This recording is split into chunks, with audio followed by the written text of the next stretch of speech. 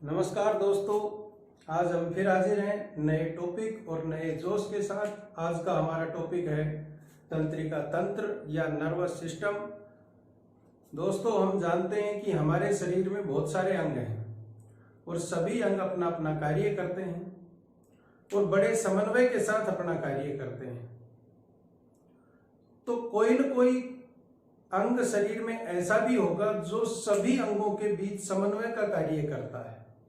जैसे हम एक देश की बात करें तो देश में बहुत सारी अलग अलग संस्थाएं हैं, अलग अलग लोग हैं, साथ ही देश का अन्य देश पड़ोसी देश भी हैं।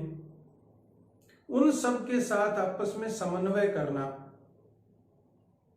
समन्वय से हम सब लोग रहते हैं, एक बिल्कुल व्यवस्थित रूप से रहते हैं, एक व्यवस्था कायम रहती है। वो व्यवस्था कायम करने का कार्य कौन करती है? सरकार करती है। तो सरकार क्या क्या करती है?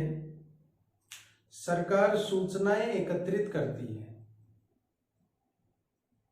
अपना पूरे, जैसे भारत सरकार की बात करें, भारत सरकार अपने विभिन्न स्रोतों के माध्यम से पूरे भारत के अंदर होने वाली गतिविधियों की सूचनाएं एकत्रित करता है। साथ ही खुफिया एजेंसियों के द्वारा दूसरे देशों में हमारे खिलाफ या हमारे लिए क्या गतिविधियां हो रही हैं उन पर भी निगरानी रखता है, उनसे भी सूचनाएं एकत्रित करता है। फिर क्या करता है? उन सूचनाओं के आधार पर विश्लेषण करता है, प्लानिंग करता है। कोई कमियां रह गई हैं तो उनको दुरुस्त करता है, अच्छाइयां हैं तो उनको आगे कंटिन्यू करता है। विश्लेषण किया जाता है और उस विश्लेषण के आधार पर कि आगे क्या करना है, फिर उस आधार पर सरकार आदेश देती है। ठीक यही काम इसी तरह हमारे शरीर में भी जो विभिन्न अंग हैं वो अंग आपस में समन्वय के साथ काम करते हैं। तो वो समन्वय स्थापित करने, वो व्यवस्था स्थापित करने का काम तंत्रिका तंत्र करता है। तंत्रिका तंत्र भी शरीर में ठीक वही काम करता है जो राज्य में एक सरकार और उससे संबंधित संस्थाएं करती हैं। जैसे अभी हमने बताया कि देश में या राज्य में कैसे कार्य होता है, उसी तरह हमारे शरीर से विभिन्न जो ज्ञानेंद्रियां हैं या शरीर के विभिन्न अंग हैं उनसे सूचनाएं लाना, उन सूचनाओं का विश्लेषण करना और उनके आधार पर आदेश देना, ये काम तंत्रिका तंत्र का है। तो तंत्रिका तंत्र में दो भाग हैं या दो भागों में तंत्रिका तंत्र को बांटते हैं। ये तंत्रिका तंत्र, पहला है केंद्रीय तंत्रिका तंत्र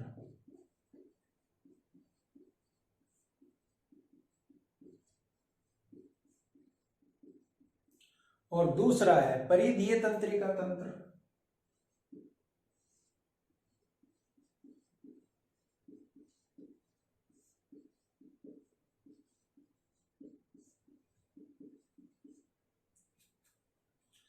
केंद्रीय तंत्रिका तंत्र में क्या शामिल होता है? केंद्रीय तंत्रिका तंत्र में आता है मस्तिष्क और मेरुरज्जु।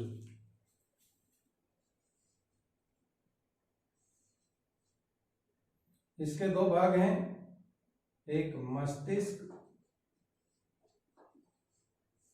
और दूसरा मेरुरज्जु। मस्तिष्क के, फिर जब मस्तिष्क की संरचना के बारे में विस्तार से बात करेंगे, इसके तीन भाग होते हैं। तीन भाग हो गए, अग्र मस्तिष्क, मध्य मस्तिष्क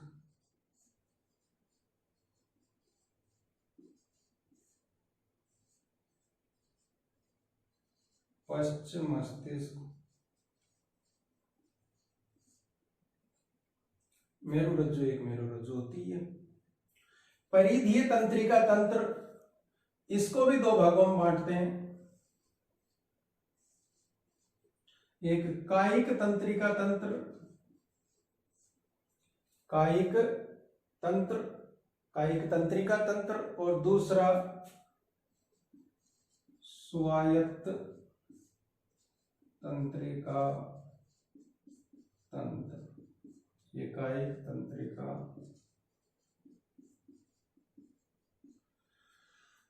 कायिक तंत्रिका तंत्र में जो हमारी काया है, हमारा शरीर है, उससे संबंधित ऐच्छिक तंत्रिकाएं आएंगी। स्वायत्त तंत्रिका तंत्र अनैच्छिक क्रियाओं को नियंत्रित करने वाला है। इसके अंदर इसके दो भाग बताए गए हैं। अनुकंपी तंत्रिका तंत्र, इसको कहते हैं सिंपैथेटिक,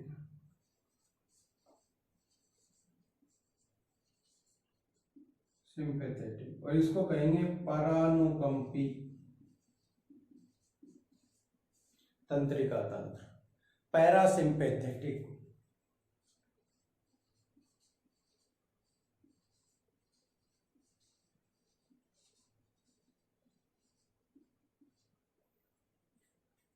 पैरासिम्पैथेटिक। तो ये एक सामान्य सा तंत्रिका तंत्र का क्या हो गया, वर्गीकरण टाइप हो गया। केंद्रीय तंत्रिका तंत्र के अंदर आते हैं मस्तिष्क और मेरुरज्जु। अब इसको अभी एक उदाहरण दिया था मैंने देश में सरकार का। देश की विभिन्न जो संस्थाएं हैं जो सूचनाएं एकत्रित करने का काम करती हैं, जैसे खुफिया सूचनाएं एकत्रित करना, देश के अंदर आईबी का काम होता है, इंटेलिजेंस ब्यूरो का। देश से बाहर वही काम रा करती है, रिसर्च एंड एनालिसिस विंग। इसके अलावा आर्थिक से संबंधित सूचनाओं के लिए बहुत सारी संस्थाएं होती हैं, जैसे एनएसएसओ है, आंकड़े एकत्रित करती है। जनसंख्या के संबंधित जानकारी के लिए जनसंख्या विभाग है, जनसंख्या की सूचनाएं एकत्रित करता है कि भारत में कितनी जनसंख्या हो गई। अभी जैसे कोरोना फैला हुआ है, तो कोरोना से संबंधित जो कितने बीमार हैं, कितने ठीक हो गए, कितनी उससे मृत्यु हुई, ये स्वास्थ्य विभाग इकट्ठी कर रहा है सूचनाएं। इसी तरह बहुत सारे विभाग हैं, जो संस्थाएं हैं, विभाग हैं जो सूचनाएं एकत्रित करते हैं, और वो सूचनाएं कहाँ दे देते हैं, सरकार को दे देते हैं। सूचनाएं एकत्रित संस्थाएं करती हैं, देती किसको है, सरकार को। और सरकार क्या करेगी, उस सूचनाओं को इकट्ठा करवाती है, फिर उसके आधार पर विश्लेषण करेगी कि हमें आगे क्या करना चाहिए, हमारी क्या रणनीति होनी चाहिए, और फिर उसके आधार पर ही कोई निर्णय लेगी, कोई आदेश देगी कि हमें क्या करना चाहिए। ठीक ऐसा ही यहां होता है। हमारा मस्तिष्क सरकार की तरह है। परिधीय तंत्रिका तंत्र ये उन संस्थाओं की तरह है जो सूचनाएं एकत्रित करने का काम करती हैं, और आदेश मिलने पर उन सूचनाओं को जनता तक या उन निर्णयों को जनता तक पहुंचाने का काम करती हैं। ठीक यहां पर भी ये परिधीय तंत्रिका तंत्र की जो तंत्रिकाएं होती हैं, ये सारे शरीर से सूचनाएं लाती हैं, सरकार यानी कि मस्तिष्क को देती है। मस्तिष्क इन पर सोचता है, विचारता है, निर्णय करता है, और निर्णय के आधार पर कोई आदेश देता है। फिर परिधीय तंत्रिकाएं क्या करेंगी, उस आदेश को शरीर की विभिन्न कोशिकाओं तक, विभिन्न अंगों तक पहुंचा देती हैं। तो सेम हो गया उसकी तरह कार्य। केंद्रीय तंत्रिका तंत्र निर्णय लेने, सूचनाओं को का विश्लेषण करने और उनके आधार पर आदेश देने से संबंधित है। परिधीय तंत्रिका तंत्र सूचनाओं को लाने और ले जाने से संबंधित है। तो ये दो भाग हो गए। सबसे पहले पढ़ेंगे हम मस्तिष्क की संरचना। हटा दूं?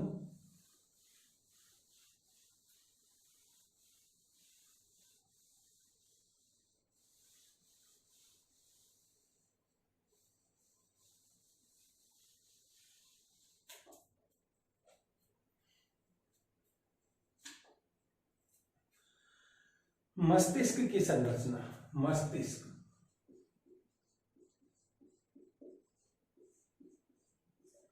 मस्तिष्क तंत्रिका तंत्र का सबसे महत्वपूर्ण भाग है और यूं कहें कि शरीर का सबसे महत्वपूर्ण और जटिल भाग है, क्योंकि शरीर की सभी क्रियाओं का प्रत्यक्ष और अप्रत्यक्ष नियंत्रण मस्तिष्क के द्वारा ही होता है। मानव का मस्तिष्क लगभग 1100 से 1400 ग्राम वजन का होता है। लगभग 1.5 किलो भी बोल देते हैं, लेकिन 1100 से 1400 ग्राम का होता है। मस्तिष्क के 3 भाग होते हैं, या मस्तिष्क को 3 भागों में बांटते हैं। पहला अग्र मस्तिष्क,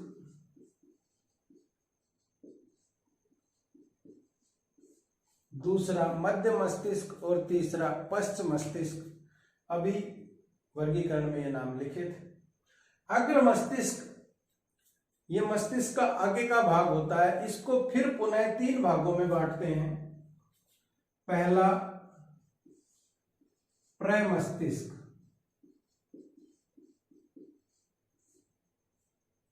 या इसको सेरिब्रम भी बोलते हैं।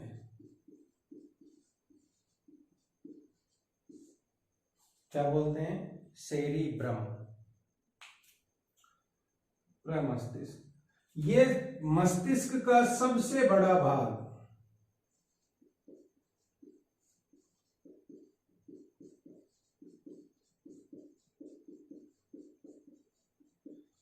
मस्तिष्क के जितने भी भाग हैं उनमें सबसे बड़ा भाग ये होता है। कौन? प्रमस्तिष्क। ये संपूर्ण मस्तिष्क का लगभग 80 से 85% भाग बनाता है। यानी ये सबसे बड़ा भाग हमारी ये कौन हो गया? प्रमस्तिष्क, जो 80 से 85% भाग होता है।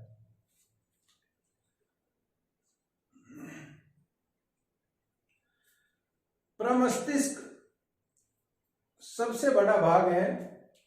ये 2 गोलार्ध से बना हुआ होता है, एक इधर का गोलार्ध, एक इधर का गोलार्ध, एक बायां गोलार्ध, एक दायां गोलार्ध, और दोनों गोलार्ध को सेरिब्रम हेमिस्फीयर कहते हैं। और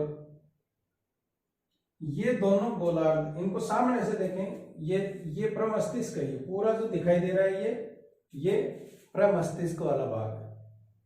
इसका जो ये अग्र भाग होता है इसको घ्राण पिंड बोलते हैं। अग्र भाग को क्या बोलते हैं? घ्राण पिंड। या इनको कई बार अलग से मस्तिष्क के एक भाग के रूप में भी, अग्र मस्तिष्क के एक भाग के रूप में भी इसको बता देते हैं। कई बार इसको प्रमस्तिष्क का ही भाग भी मान लिया जाता है। ये घ्राण पिंड, 2 घ्राण पिंड होते हैं जो सूंघने से संबंधित होते हैं। यानी कि इन नाक, जो हमारी सूंघने की क्षमता है, वो इन पिंडों के कारण से होती है। नाक से जो तंत्रिकाएं जाती हैं वो इन घ्राण पिंडों में जाती हैं। इसके में आपको बहुत सारी लहर सी दिखाई दे रही होंगी। ये जो लहर सी हैं, इन लहर को बोलते हैं गायरी। ये प्रमस्तिष्क जो है ये 2 तरह के द्रव से बना हुआ होता है। बाहर की तरफ होता है, एक पतली सी लेयर होती है बाहर की तरफ, उसको कहते हैं धूसर द्रव। द्रव नहीं, द्रव्य। द्रव मानी तो होता है लिक्विड, और द्रव्य मानी होता है पदार्थ। पदार्थ की 3 अवस्थाएं होती है, ठोस, द्रव, गैस। तो द्रव्य मानी तो होता है पदार्थ, और उसके अंदर पदार्थ की जो 3 अवस्थाएं, ठोस, द्रव, गैस, वो द्रव है। ये द्रव्य है, वो द्रव है, दोनों में अंतर ध्यान रखेंगे। दूसरा द्रव्य बाहर की ओर होता है, और इसके अंदर की तरफ होता है श्वेत द्रव्य। ये अंदर की तरफ होता है। दूसर द्रव में तंत्रिकाओं की संख्या अधिक होती है, इसलिए ये धूसर रंग की होती हैं। दूसर को अंग्रेजी में बोलेंगे ग्रे मैटर, इसको बोलेंगे व्हाइट मैटर। तो बाहर की तरफ होता है ग्रे मैटर, अंदर की तरफ होता है श्वेत मैटर। इस दूसर द्रव में ही ये गायरियां पाई जाती हैं। ये दूसर द्रव में तंत्रिकाएं बहुत ज्यादा है। वास्तव में जो हम जैसे सोचते हैं, तो चिंतन करते हैं, यादाश्त जो होती है हमारी स्मृति, वो इस बात पे निर्भर करती है कि हमारे इस प्रमस्तिष्क में कितनी तंत्रिकाएं हैं, क्योंकि सारा खेल तंत्रिकाओं का है। जितनी ज्यादा तंत्रिकाएं होंगी उतनी ज्यादा यादाश्त होगी, और ज्यादा तंत्रिकाएं होंगी तो वो ये जो परत है, इसको खोपड़ी कितनी बड़ी है, तो इसकी सतह बढ़ानी है। तो जैसे हमने पाचन तंत्र में पढ़ा था, छोटी आंत्र की सतह बढ़ाने के लिए वह माइक्रोविलाई पाई गई थी। श्वसन तंत्र में, फेफड़ों में अवशोषण, वो जो सतह थी वायु के संपर्क में आने की सतह, वो बढ़ाने के लिए कुपिकाएं पाई गई थी। तो यहां पर भी अगर ज्यादा तंत्रिकाओं को लाना है तो वो सतह बड़ी होनी चाहिए, लेकिन खोपड़ी इतनी बड़ी है तो फिर वो क्या होंगी, मोड़ तोड़ के पड़ी होगी, यानी कि लहर के रूप में, फोल्ड के रूप में पाई जाएंगी। ये फोल्ड क्या कहलाते हैं, गायरी कहलाते हैं। तो जिसके मस्तिष्क में जितनी ज्यादा तंत्रिकाएं होंगी उतने ज्यादा गायरियां पाई जाएंगी, और ज्यादा तंत्रिकाएं होंगी तो उसकी यादाश्त भी ज्यादा होगी। तो हमारी यादाश्त किसी व्यक्ति की ज्यादा होती है, किसी की कम होती है। हम कहते हैं इसमें दिमाग ज्यादा है, इसमें दिमाग कम है। वो किस चीज पे निर्भर करती है, तंत्रिकाओं की संख्या, यानी कि इन गायरी के पर निर्भर करती है। तंत्रिकाएं ज्यादा होंगी तो वो फोल्ड ज्यादा होंगे, और उसको उनकी जो सतह है तंत्रिकाओं की वो ज्यादा लंबी चौड़ी होगी। ये गायरी है। तो अब इससे बात आई कि हमारा जो ये अग्र मस्तिष्क है, इसका जो प्रमस्तिष्क वाला भाग है, ये कार्य क्या करता है, प्रमस्तिष्क के कार्य, इसको मिटा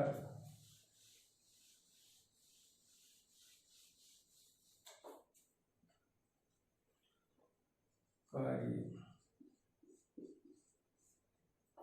प्रमस्तिष्क के कार्य हैं, पहला कार्य अभी हमने बताया यादाश्त वाला, स्मृति या यादाश्त, याददाश्त का केंद्र कौन होता है, प्रमस्तिष्क ही होता है। दूसरा, ऐच्छिक क्रियाएं अगर आ रही हैं, मतलब सूचनाएं अगर आ रही हैं, तो उन सूचनाओं के आधार पर ऐच्छिक क्रियाएं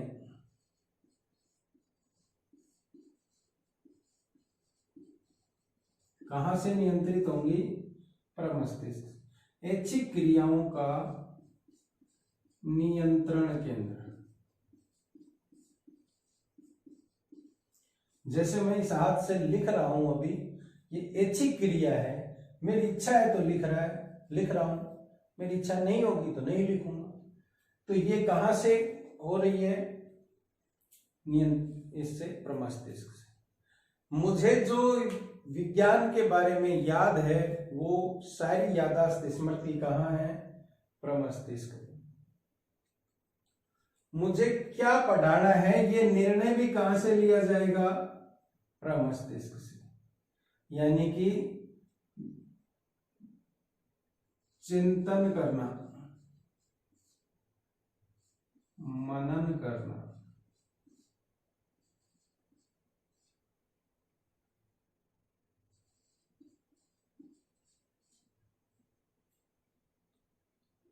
और चिंतन मनन से क्या करेंगे, हम विश्लेषण करेंगे। तो सूचनाओं या संवेदनाओं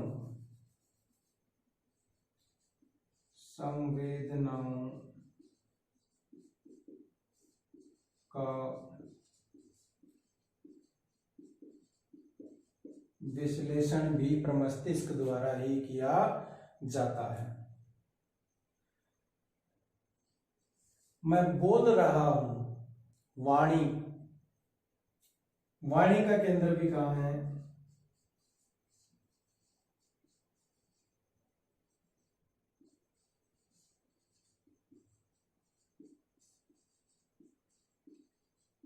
देखो, जो मुझे याद होगा वही मैं बोलूंगा। याद कब होगा?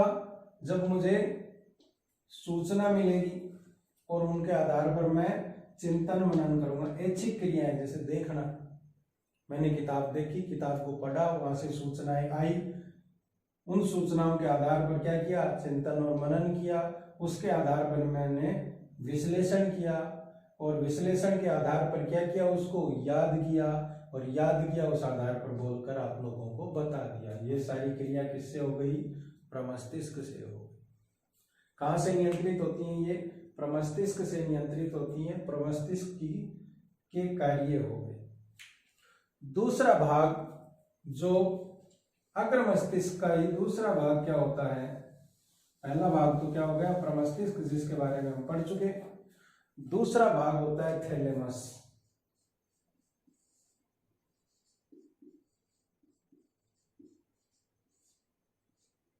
दूसरा भाग क्या होता है? थैलेमस। यह शरीर में ताप, शीत, पीड़ा आदि से संबंधित केंद्र थैलेमस में पाए जाते हैं। यानी कि ताप, शीत, पीड़ा आदि क्रियाओं का नियंत्रण थैलेमस के द्वारा किया जाता है। तीसरा भाग है इसका हाइपोथैलेमस।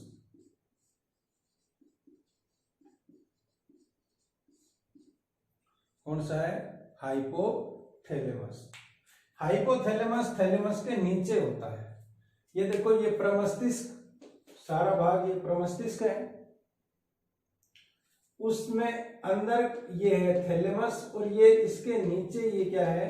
हाइपोथैलेमस। ये तीनों भाग अग्र मस्तिष्क में आते हैं।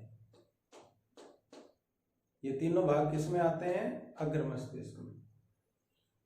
पीयूष ग्रंथि भी इस हाइपोथैलेमस से ही निकली हुई एक मटर के दाने के बराबर होती है, जिसके बारे में हम अंतःस्त्रावी तंत्र में पढ़ेंगे। पीयूष ग्रंथि अंतःस्त्रावी ग्रंथि है, इसे पिट्यूटरी ग्लैंड भी कहते हैं। हाइपोथैलेमस थैलेमस के नीचे वाला भाग है। इसमें किसका केंद्र होता है? यानी कि किस किस गतिविधि को नियंत्रित करता है? भूख, प्यास, नींद, थकान, शरीर का आदि का नियंत्रण,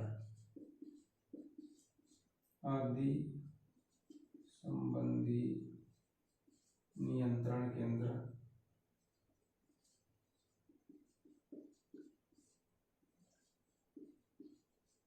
कहाँ होते हैं? हाइपोथैलेमस में। शरीर का ताप नियंत्रण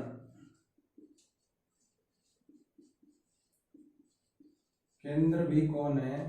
हाइपोथैलेमस है। यानी कि शरीर का ताप नियंत्रण 37 डिग्री पे जो हमारा ताप बना रहता है शरीर का, किसकी मेहरबानी से? हाइपोथैलेमस। अगला भावावेग।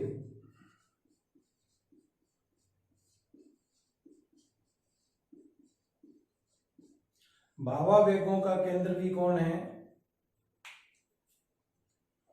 हाइपोथैलेमस। भावावेग मतलब मनोभाव। भावावेग कहते हैं या इसको क्या कहते हैं?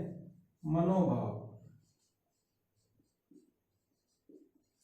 मन में कौन कौन से जो भाव आते हैं वो भाव सब यहीं से नियंत्रित होते हैं। कौन कौन से? जैसे प्यार, गुस्सा, क्रोध, चलो प्यार के साथ तो घृणा कर देते हैं, घृणा, क्रोध आदि के जो भाव आते हैं वो कहाँ से आते हैं? हाइपोथैलेमस, उनका भी नियंत्रण। तो हाइपोथैलेमस के कार्य क्या हो गए? भूख, प्यास, नींद, थकान आदि संबंधी नियंत्रण केंद्र हाइपोथैलेमस में ही पाया जाता है। या यूं कहें कि भूख, प्यास, नींद, थकान आदि क्रियाओं का नियंत्रण हाइपोथैलेमस करता है। शरीर का ताप नियंत्रण भी हाइपोथैलेमस करता है। और शरीर या मानव के जो मनोभाव होते हैं, जैसे प्यार, घृणा, क्रोध, गुस्सा, ईर्ष्या, इन सब का केंद्र भी हाइपोथैलेमस ही होता है। इसके अलावा हाइपोथैलेमस कुछ हार्मोन स्रावित करता है।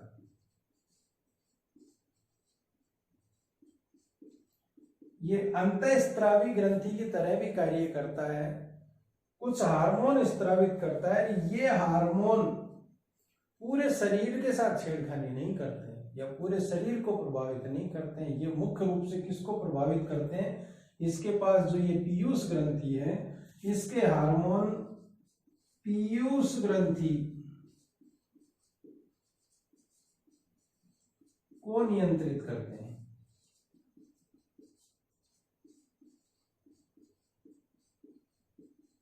तो चौथा कार्य क्या हो गया? इसके हार्मोन पीयूष ग्रंथि को नियंत्रित करते हैं। या यूं कहें कि हाइपोथैलेमस कुछ हार्मोन स्रावित करता है, ये हार्मोन पीयूष ग्रंथि को नियंत्रित करते हैं। और पीयूष ग्रंथि से जो हार्मोन नियंत्रित होंगे वो बाकी शरीर में जो अंतःस्रावी ग्रंथियां हैं उनको नियंत्रित करेंगे। इसलिए पीयूष ग्रंथि को तो कहते हैं मास्टर ग्रंथि। क्यों? क्योंकि वो शरीर में जो अन्य अंतःस्रावी ग्रंथियां हैं उनको नियंत्रित करती है, इसलिए तो मास्टर ग्रंथि हो गई। बाद में पता चला कि ये मास्टर जी भी खुद किसी से और से नियंत्रित होते हैं, और वो मास्टर जी को भी नियंत्रित करने वाला कौन है? ये हाइपोथैलेमस, इसलिए इसको हेडमास्टर ग्रंथि भी कहते हैं। तो ये हो गए मस्तिष्क के, अग्र मस्तिष्क के 3 भाग। कौन कौन से? प्रमस्तिष्क, प्रमस्तिष्क, ये प्रमस्तिष्क वाला भाग हो गया। इसमें हमने क्या बताया था कि इस मस्तिष्क का सबसे बड़ा भाग है जो 80 से 85% भाग बनाता है।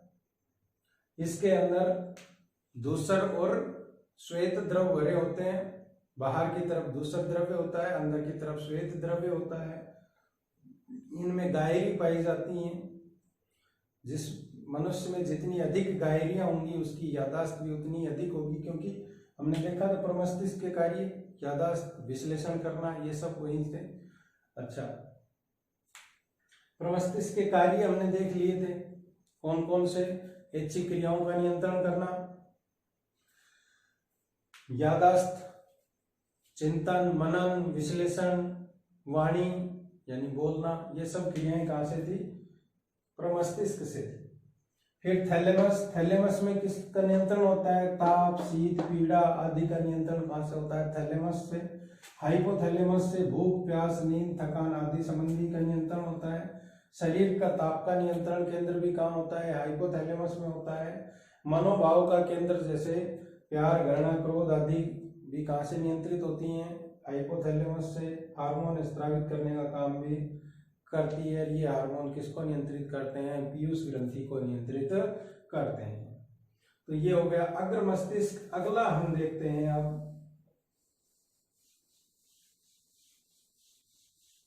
अगला भाग है मध्य मस्तिष्क।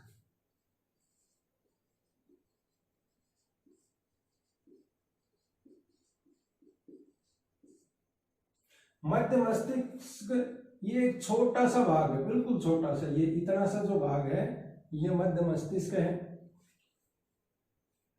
मध्य मस्तिष्क का कार्य क्या है?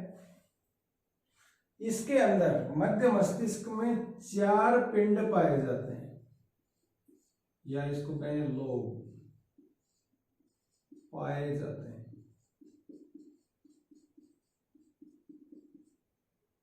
कितने? 4 पिंड पाए जाते हैं। इनको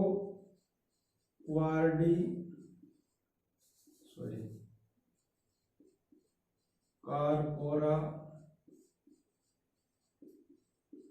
क्वाड्रिजेमिना कहते हैं। ये 4 पिंड है, 4 के लिए क्वाड शब्द काम में आता है, तो ये क्या कहलाएंगे? Corpora quadrigemina. इनमें से आगे के जो 2 पिंड हैं, आगे के 2 पिंड वो देखने से संबंधित क्रियाओं का नियंत्रण करते हैं। ठीक, यानी कि आंखों से जो तंत्रिकाएं जाएंगी, आंखों की जो अंदर है क्या, रेटिना, दृष्टि पटल, वहां से जो तंत्रिकाएं जाएंगी वो तंत्रिकाएं कहाँ जाएंगी? इन 2 जो पिंड हैं इनको देखने से संबंधित है, इनको कहेंगे दृक पिंड। दृक पिंड। और ये किसका कार्य करते हैं? देखने की क्रिया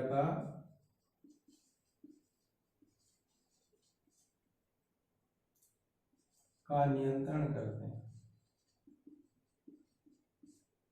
ठीक,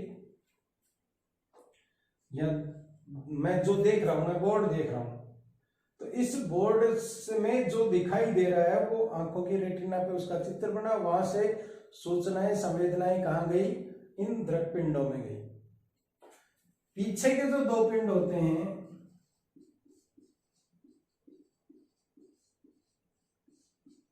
वो श्रवण पिंड कहलाते हैं। श्रवण मतलब सुनना, यानी कि ये सुनने की क्रिया के नियंत्रण केंद्र है।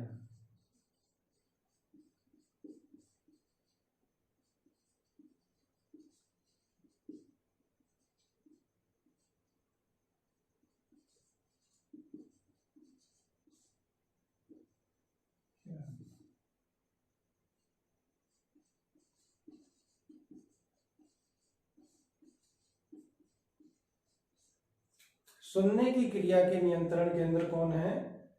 ये श्रवण पिंड। दोनों ही भाग किसमें होते हैं? मध्य मस्तिष्क में, यानी कि मध्य मस्तिष्क के कार्य क्या हो गए? देखने की क्रिया और सुनने की क्रिया से संबंधित सूचनाओं या संबंधित सूचनाओं का नियंत्रण केंद्र। ये मध्य मस्तिष्क हो गया, मध्य मस्तिष्क के भाग हो गए। अब अगला है पश्च मस्तिष्क। मध्य मस्तिष्क में बस ये 2 भाग ही होते हैं। ये जो 4 पिंड होते हैं, 2 आगे के देखने के, आंख आगे होती है, कान पीछे होते हैं, पीछे नहीं होते, बगल में होते हैं, लेकिन आंख की तुलना में तो पीछे होते हैं, इसलिए कोई झंझट नहीं है। तीसरा पश्च मस्तिष्क। पश्च मस्तिष्क के भी 3 भाग होते हैं। फर्स्ट अनुमस्तिष्क, इसको कहेंगे सेरिबेलम।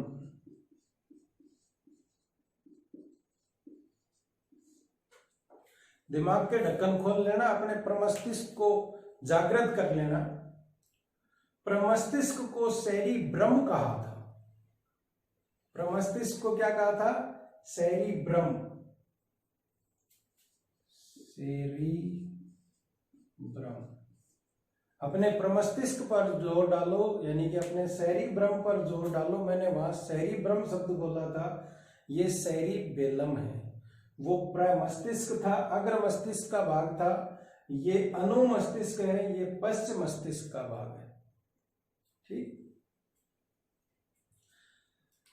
ये दूसरा बड़ा अनुमस्तिष्क जो है, ये दूसरा बड़ा भाग है। मस्तिष्क का दूसरा बड़ा भाग है। मस्तिष्क का सबसे बड़ा भाग तो कौन सा था? प्रमस्तिष्क या सेरिब्रम। ठीक, और ये है दूसरा बड़ा भाग कौन सा है? अनुमस्तिष्क। अनुमस्तिष्क से ऐच्छिक पेशियों का नियंत्रण होता है। कार्य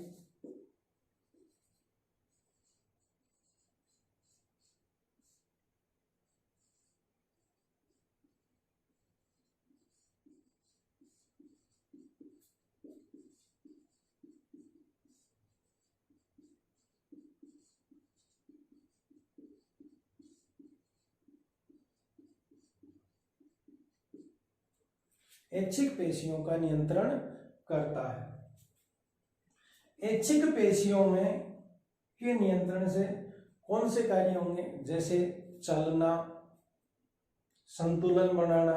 मैं अभी संतुलन बना के खड़ा हूं, कौन से भाग के कारण से? अनुमस्तिष्क के कारण से। ठीक, तो दूसरा, ऐच्छिक पेशियों में तनाव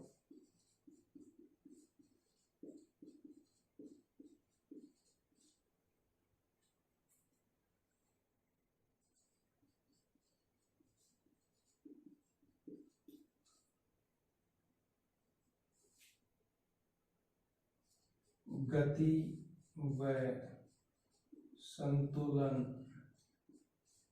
का नियंत्रण केंद्र भी। शरीर जो हम सीधी रेखा में या गति कर लेते हैं, बैलेंस बना के खड़े रहते हैं, हम खड़े रह सकते हैं। मुर्दे को अगर खड़ा करें, खड़ा नहीं रह पाएगा। क्यों? क्योंकि उसकी मांसपेशियों का गति नहीं कर रही है, उनका नियंत्रण नहीं हो रहा है। तो गति और संतुलन का केंद्र कौन होता है? अनुमस्तिष्क। एक शराबी झूमता हुआ चलता है, एक शराबी झूमता हुआ चलता है। क्यों? क्योंकि शराब में जो अल्कोहल है वो इस अनुमस्तिष्क को ही प्रभावित करती है, जिसके कारण से उसका संतुलन ठीक से नहीं बन पाता है। तो ये हो गए अनुमस्तिष्क के कार्य। अब अगला भाग है इसमें पोन्स।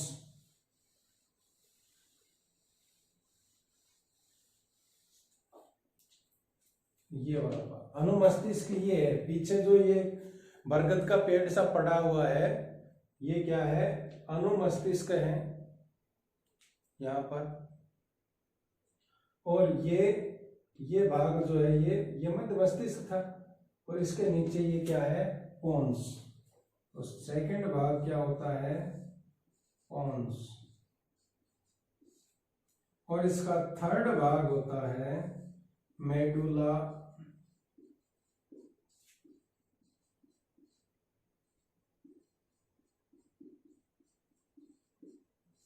ओब्लोंगेटा। थर्ड भाग क्या होता है इसका? Medulla oblongata.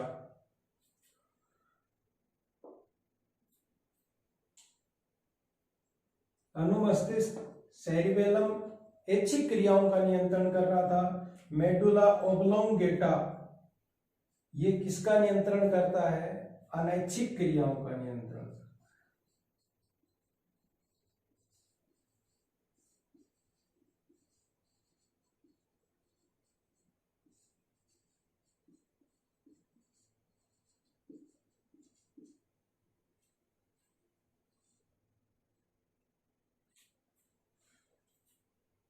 अनैच्छिक क्रियाओं का नियंत्रण कौन करता है? Medulla oblongata. कौन सी अनैच्छिक क्रियाएं? जैसे हार्ट बीट,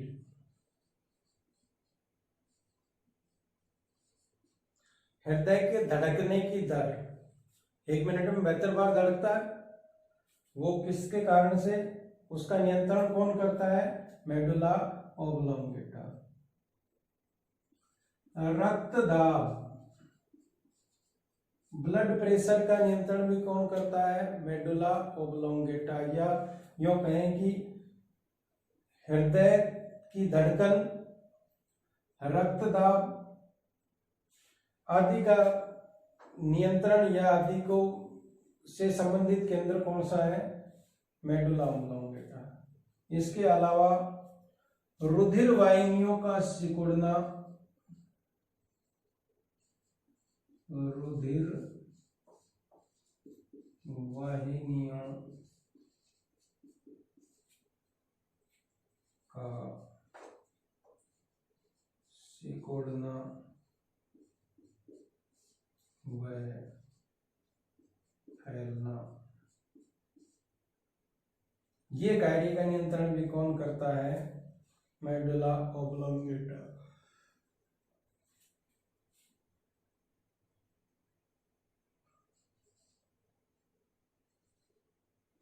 आहार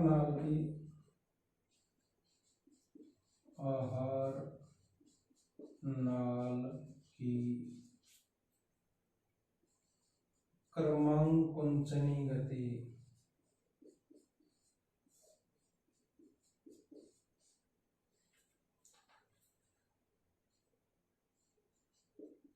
ग्रंथियों द्वारा रस स्त्रावण, जैसे अग्नाशय ग्रंथि द्वारा अग्नाशयी रस, जठर ग्रंथियों द्वारा जठर रस, यकृत द्वारा पित्त रस, इनके स्त्रावण अनैच्छिक क्रियाएं हैं। इनका नियंत्रण कौन करता है? Medulla oblongata. इसके अलावा देखो मेडुला ओब्लोंगेटा कहाँ है? ये सबसे पीछे वाला भाग है। आपसे कोई पूछे कि मस्तिष्क का सबसे पीछे वाला भाग कौन सा है? Medulla oblongata. मेडुला ओब्लोंगेटा मस्तिष्क और मेरुरज्जु, ये आगे क्या हो गई? मेरुरज्जु। मेडुला ओब्लोंगेटा ही आगे क्या होगी? मेरुरज्जु के रूप में आगे कंटिन्यू होती चली जाएगी। तो ये मस्तिष्क और मेरुरज्जु को जोड़ने का कार्य भी करती है, योजक का कार्य भी करती है। मस्तिष्क व मेरुरज्जु को जोड़ने का कार्य भी करती है, या उनमें योजन का कार्य भी करती है। तो इस प्रकार ये हो गया मस्तिष्क की संरचना। अब अगला भाग है इसमें केंद्रीय तंत्रिका तंत्र का ही अगला भाग क्या है? अगला भाग है मेरुरज्जु।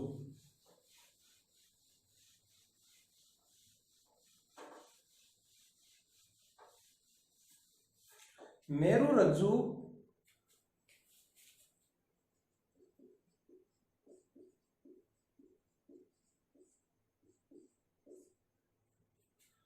या इसको क्या कहेंगे? Spinal code.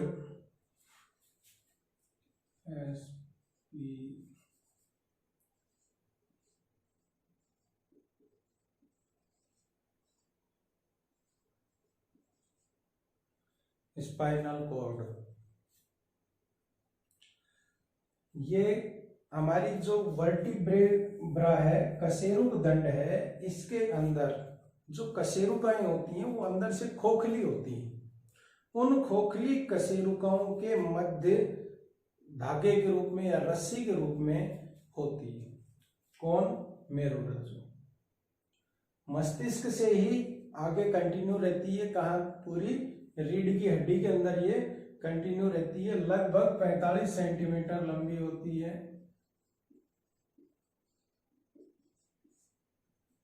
इसमें भी धूसर द्रव्य और श्वेत द्रव्य से ही बनी होती है, लेकिन यहां मस्तिष्क से उल्टा है। प्रमस्तिष्क में बाहर की साइड में धूसर द्रव्य था, अंदर की साइड में श्वेत द्रव्य था। यहां पर बाहर की तरफ श्वेत द्रव्य होगा या व्हाइट मैटर होगा।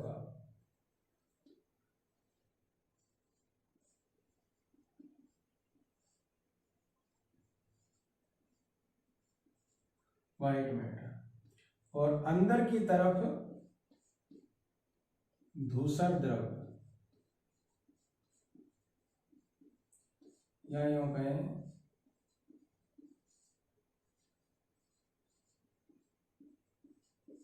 ग्रे मैटर होगा। मस्तिष्क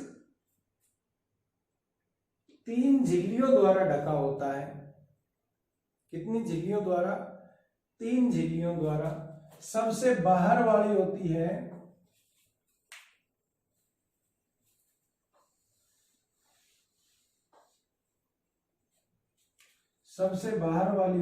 ड्यूरा मैटर, और सबसे अंदर वाली जो होती है वो होती है पाया मैटर। सबसे बाहर वाली ड्यूरामेटर, सबसे अंदर वाली पायामेटर। इनके बीच में जो होती है वो बीच वाली होती है एरेक्नाइड।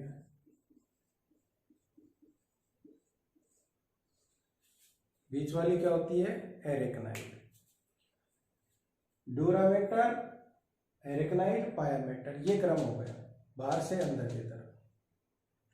यही 3 झिल्लियां मेरु रज्जु के चारों ओर भी पाई जाती है, मेरु रज्जु को भी कवर करके रखती है। इन झिल्लियों के बीच में जो द्रव भरा होता है इनके बीच में, उसको बोलते हैं सेरिब्रो स्पाइनल फ्लूइड।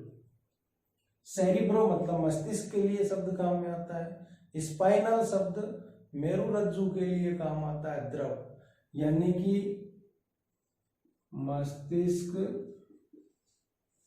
मेरु द्रव्य। मस्तिष्क और मेरु रज्जु की सुरक्षा करने वाला फ्लूइड भरा होता है, सुरक्षा करने वाला द्रव्य भरा होता है, तो क्या बोलेंगे इसको? Cerebro spinal fluid.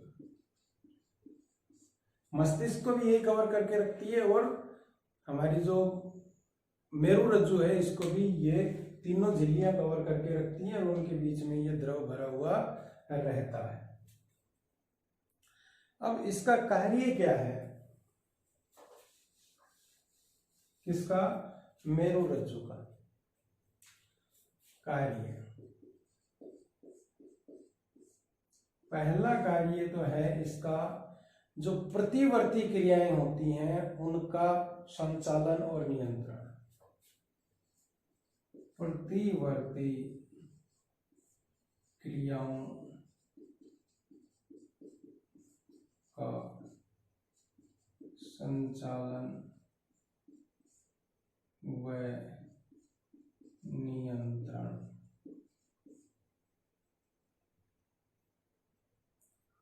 दूसरा कार्य इसका होता है,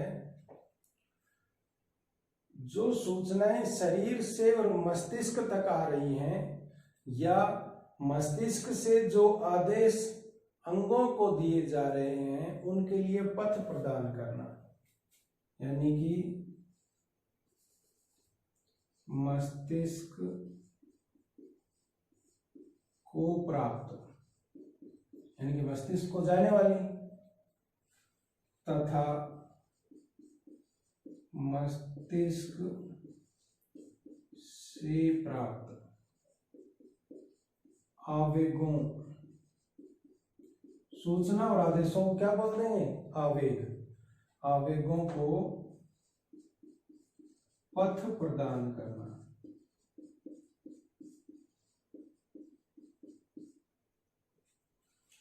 देखो ये रीढ़ की हड्डी है, इससे ये तंत्रिकाएं निकल रही हैं। 31 जोड़ी तंत्रिकाएं निकलती हैं जिनको हम मेरु तंत्रिकाएं कहते हैं। 12 जोड़ी तंत्रिकाएं सीधी मस्तिष्क से निकलती हैं और वो ऊपर खोपड़ी में ही काम कर लेती हैं। जैसे घ्राण पिंड से निकली नाक तक आई, इसी तरह से आंख से निकली दृक पिंड तक गई, कान से निकली श्रवण पिंड तक गई, जिह्वा तक आई, फेशियल जो ये हमारे चेहरे की वो है वहां तक आई। तो ये सारी 12 जोड़ी होती हैं, वो कपाल में ही, कपाल को कहते हैं क्रेनियम, कपाल में ही निकलती, मस्तिष्क से निकलती हैं और कपालीय भाग में ही मतलब तकी जाती हैं, तो उनको कहेंगे क्रेनियल नर्व्स या कपाली तंत्रिकाएं। कितनी होती हैं? 12 जोड़ी। और मेरु रज्जु से निकलती हैं कितनी? नीचे के भाग, यहां से नीचे के भाग को जो तंत्रिकाएं जाती हैं, देखो हर तंत्रिका सीधी मस्तिष्क में जाएगी तो हमारी गर्दन में तंत्रिकाओं का एक मोटा रस्सा टाइप बन जाएगा, इसलिए, और फिर वो आपस में आवेग इधर से उधर जाने से समस्या उत्पन्न हो सकती है, इसलिए सारे सीधे वहां नहीं जाके ये मेरु रज्जु आगे बढ़ गई। मेरु रज्जु में से ये क्या निकल गई? अलग अलग तंत्रिकाएं निकल गई। इनको बोलते हैं मेरु तंत्रिकाएं। कितनी होती हैं? 31 जोड़ी होती हैं।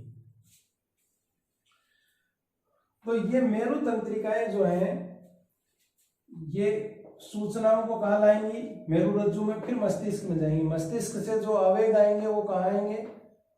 मेरु रज्जु में आएंगे। उसके बाद इन तंत्रिकाओं में जाएंगे। तो इनके लिए हाईवे का काम कर रही है, पथ का काम कर रही है। अच्छा, अब एक कार्य था इसका प्रतिवर्ती क्रियाओं का संचालन। प्रतिवर्ती क्रियाएं क्या होती हैं? हमारे शरीर में कुछ क्रियाएं ऐसी होती हैं जिनके बारे में हम सोचते बाद में काम पहले हो जाता है। जैसे किसी गर्म चीज को मेरा हाथ छू गया, छूते ही तुरंत क्या होगा? हाथ हटेगा। उसके बाद में सोचूंगा, हैं गर्म क्यों लग गया, जल ही जाता यार। यानी कि सोचने का कार्य बाद में होगा। ये सूचनाएं एक्चुअल में होता क्या है कि जैसे मेरा हाथ गर्म चीज को छुआ तो जो सूचनाएं, संवेदनाएं आई, वो संवेदनाएं, ये हाथ को छुआ, यहां से ये संवेदना आई आई आई आई कहां तक? मेरु रज्जु तक। वहां से जाती है मस्तिष्क में। मस्तिष्क में प्रमस्तिष्क इस पर विश्लेषण करता कि भाई हाँ गर्म को छू गया, अच्छा हमें क्या करना चाहिए? हमें हाथ को हटाना चाहिए। फिर वो वहां से आदेश प्रसारित करता, किसको?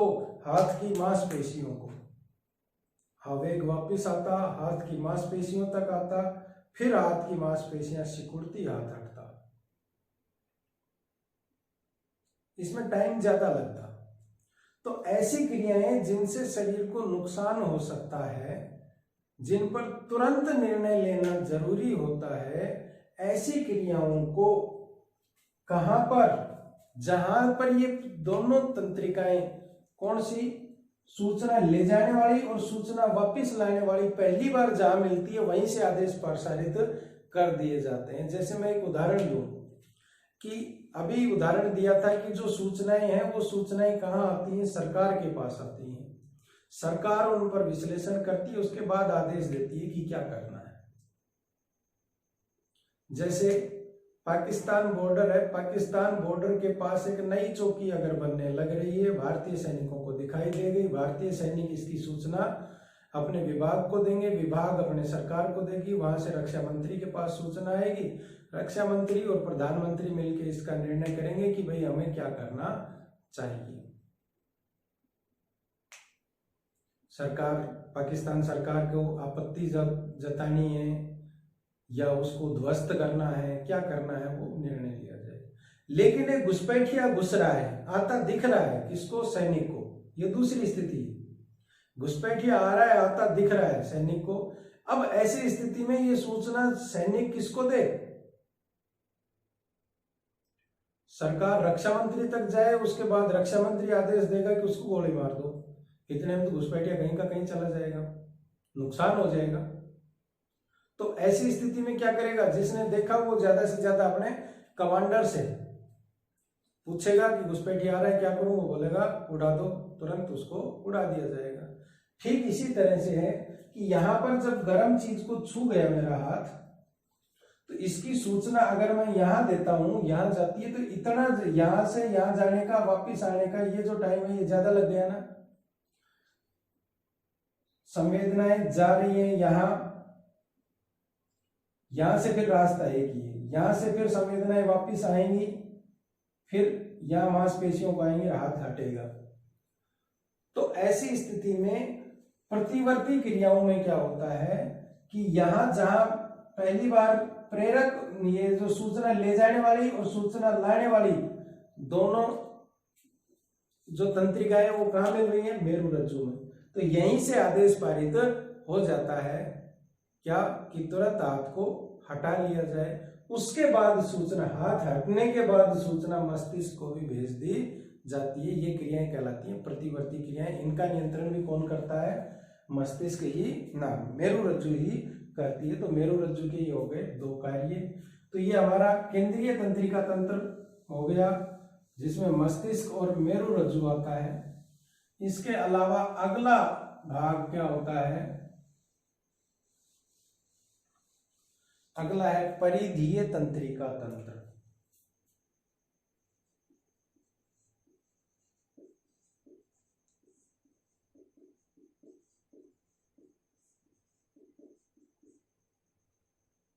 परिधीय तंत्रिका तंत्र, देखो मस्तिष्क और मेरुरज्जु ये शरीर के केंद्र में हो गई, ये केंद्रीय तंत्रिका तंत्र हो गया। अब इससे देखो परिधि की तरफ गए, दूर की तरफ गए, इसलिए ये क्या कहलाएंगी, परिधीय तंत्रिका तंत्र। परिधीय तंत्रिका तंत्र में क्या होता है, सभी तंत्रिकाएं शामिल होती हैं।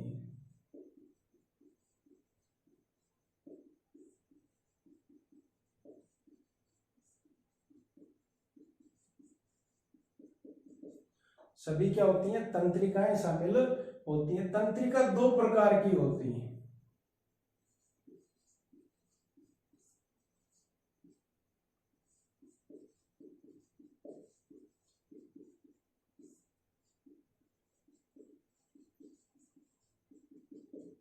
पहली चालक या संवेदी तंत्रिका, सेंसरी नर्व्स। कौन सी हो गई, संवेदी तंत्रिका।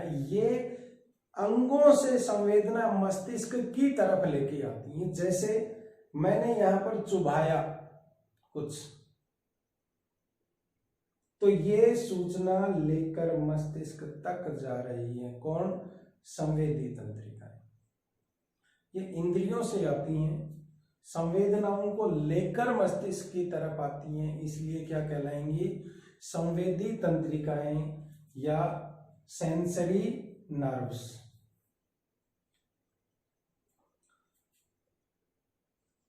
संवेदनाएं या सूचनाएं अंगों से मस्तिष्क की ओर लाती है। कौन, संवेदी तंत्रिकाएं। दूसरी होती हैं प्रेरक तंत्रिकाएं,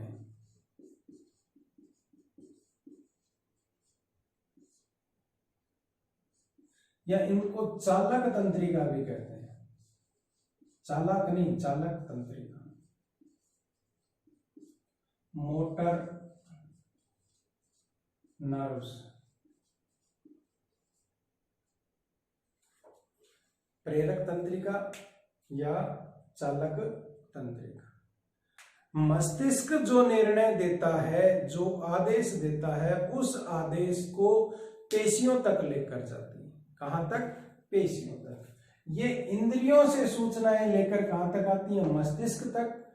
ये मस्तिष्क से आदेशों को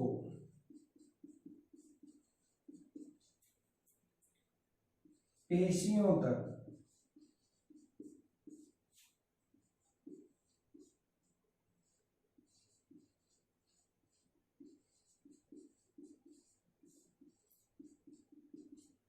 मस्तिष्क से आदेशों को पेशियों तक पहुंचाती हैं। कौन, चालक तंत्रिकाएं या प्रेरक तंत्रिकाएं। तो ये तंत्रिकाओं के दो प्रकार हो गए। तंत्रिका कोशिकाओं के दो प्रकार हुए हैं, उनके कार्य के आधार पर किस तरह का कार्य कर रहे हैं। एक तीसरी तरह की और होती हैं, उनको कहते हैं मिश्रित तंत्रिकाएं। क्या कहते हैं, मिश्रित तंत्रिकाएं। वो ये दोनों काम एक साथ कर लेती हैं। वो संवेदी का काम भी कर लेती हैं और वो प्रेरक तंत्रिका का काम भी कर लेती हैं, इसलिए क्या कहलाएंगी, वो मिश्रित तंत्रिकाएं। ये तो तंत्रिका हो गई, प्रेरक और मिश्रित तंत्रिकाएं। अब इस तंत्र को, परिधीय तंत्रिका तंत्र को दो भागों में बांटते हैं। परिधीय, वो तो तंत्रिका कोशिका थी दो प्रकार की। परिधीय तंत्रिका तंत्र को दो भागों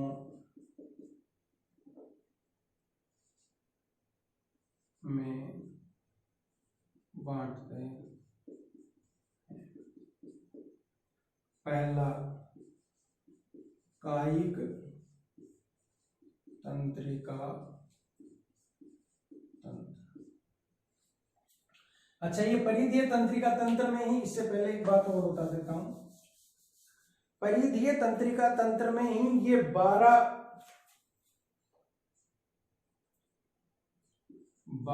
जोड़ी कपाली तंत्रिकाएं,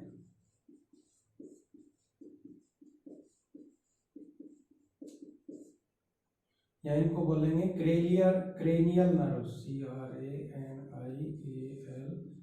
नर्व्स। और 31 जोड़ी मेरु तंत्रिकाएं।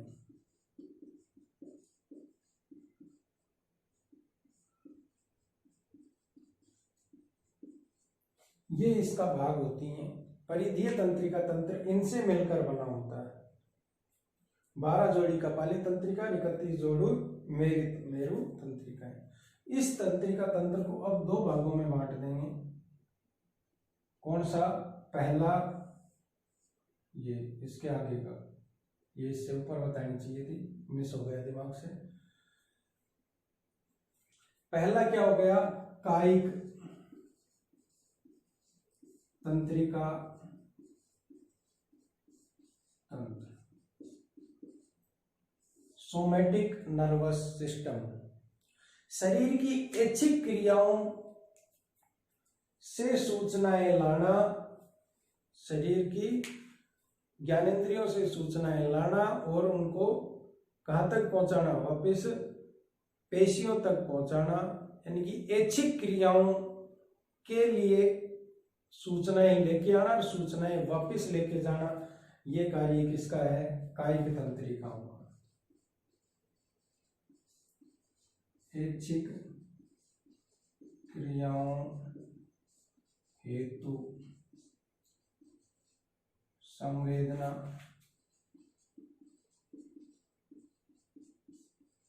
एवं आवेग, क्या बोलेंगे उनको, आदेश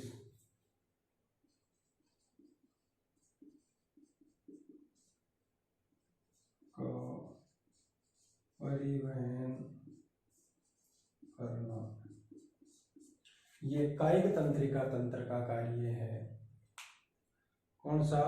ऐच्छिक क्रियाओं का नियंत्रण करना और उसके लिए संवेदनाओं को लाना और ले जाना है। नियंत्रण तो मस्तिष्क से होगा, संवेदना लाने ले जाने का कार्य ऐच्छिक तंत्रिकाओं, मतलब ऐच्छिक क्रियाओं से संबंधित लाने ले जाने का कार्य कायिक तंत्रिका तंत्र का है।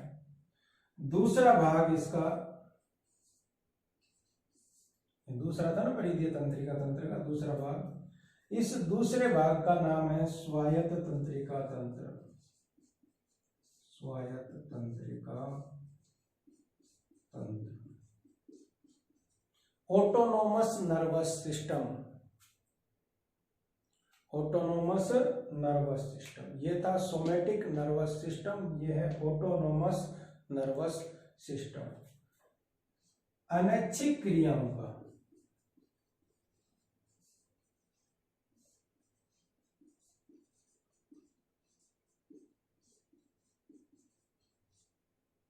अनैच्छिक क्रियाओं हेतु संवेदना एवं आदेशों का परिवहन करना।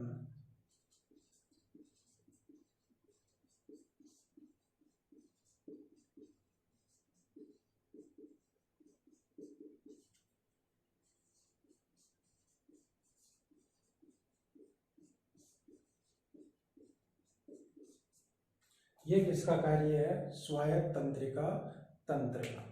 जैसे हृदय, फेफड़े, अंतःस्रावी ग्रंथियां, आहार नाल, उनसे जो सूचनाएं आएंगी और उनको जो सूचनाएं भेजी जानी है उनका नियंत्रण किससे होगा? स्वायत्त तंत्रिका तंत्र से। इसको 2 भागों में बांटते हैं। किसको? स्वायत्त तंत्रिका तंत्र को 2 भागों में बांटते हैं। पहला अनुकंपी तंत्रिका तंत्र, अनुकंपी तंत्रिका तंत्र। अनुकंपी क्या है? शरीर को, ये जो अनुकंपी तंत्रिका तंत्र है, शरीर को आपातकालीन परिस्थितियों के लिए तैयार करता है। इसके लिए आपातकालीन परिस्थितियों के लिए तैयार करता है। लिख देता हूं, आपातकालीन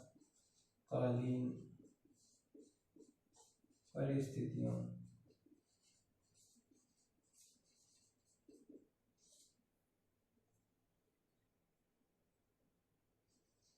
के लिए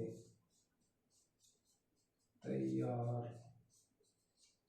करता है। आपातकालीन परिस्थितियों के लिए तैयार करता है तो क्या करता है? उस समय हृदय गति को बढ़ा देता है, हार्ट बीट बढ़ जाती है। जब हमें कोई खतरा आता है हमारी धड़कन तेज हो जाती है। सांस की गति को तेज कर देती है, श्वसन दर को तेज कर देती है, क्योंकि जब कोई आपातकालीन परिस्थिति हमारे सामने आएगी उस समय शरीर को ऊर्जा की ज्यादा आवश्यकता पड़ेगी। हार्ट रेट इसलिए बढ़ जाती है कि जल्दी जल्दी ऑक्सीजन की सप्लाई हो जाए शरीर को।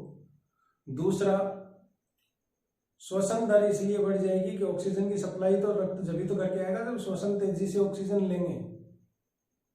तो ये कार्य किस में आता है? अनुकंपी तंत्रिका तंत्र में।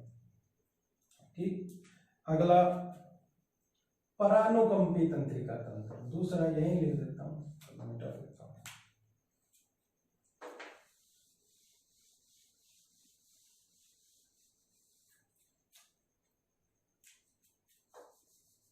सेकंड हो गया इसमें परानुकंपी तंत्रिका तंत्र। परानुकंपी तंत्रिका तंत्र क्या करता है? ये विश्राम अवस्था में क्रियाशील होता है, एक्टिव होता है। जब हम रिलैक्स के मूड में होते हैं तब ये कार्य करता है परानुकंपी तंत्रिका तंत्र। और जब आपातकाल की परिस्थिति होती है उस समय कौन कार्य करता है? कौन कार्य करता है उस समय? अनुकंपी तंत्रिका तंत्र। बिल्कुल सही है। ये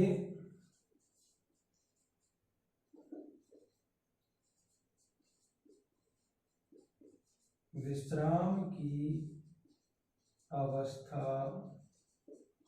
में कार्य करता है। कौन? परानुकंपी तंत्रिका तंत्र। जैसे विश्राम की अवस्था में क्या होगी? आंखों की पुतली सिकुड़ जाएगी और उस समय क्या होता है? शरीर रिलैक्स में है, आराम से पूरा फोकस किस में रह जाता है? पाचन जैसी क्रियाओं में रह जाता है। तो पाचक रस आदि की क्रियाओं को क्या कर देता है? बढ़ा देता है। कौन?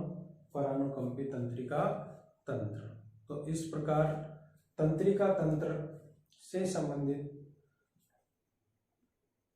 महत्वपूर्ण बातें इस वीडियो में आ चुकी हैं। इसी के अगले भाग में हम तंत्रिका कोशिका की संरचना और उसकी कार्य प्रणाली के रूप में के बारे में पढ़ेंगे।